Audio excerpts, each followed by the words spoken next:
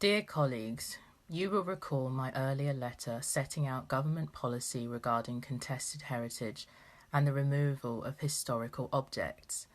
I am grateful to those of you who have been in touch with me and my officials since.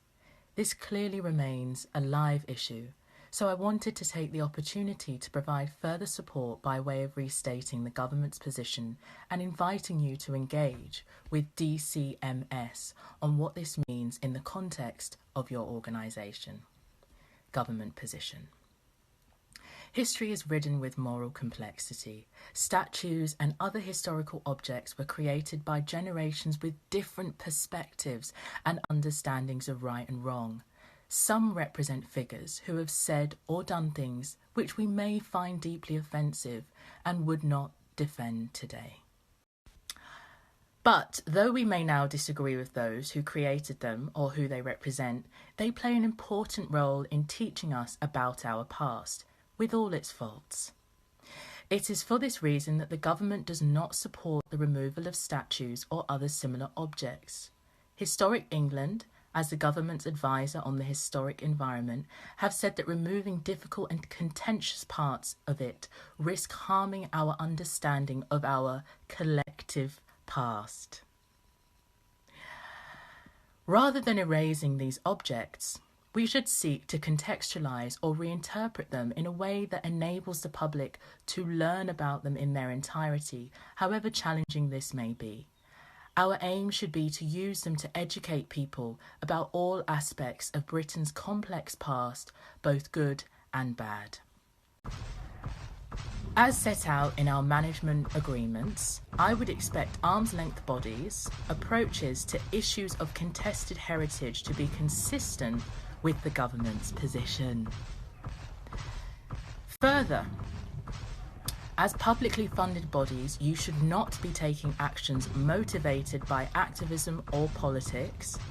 The significant support that you receive from the taxpayer is an acknowledgement of the important cultural role you play for the entire country.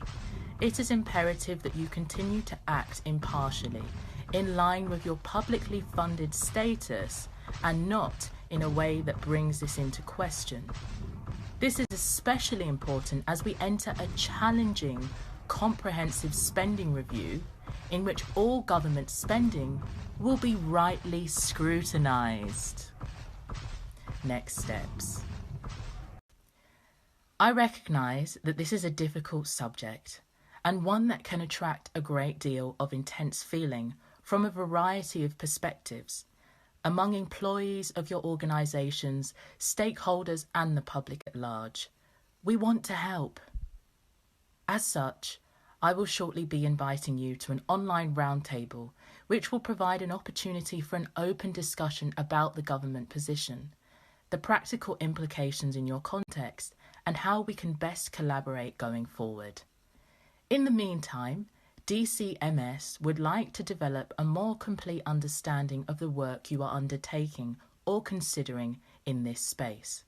To that end, your sponsors will be in touch with a short questionnaire designed to help inform our overview of this policy issue.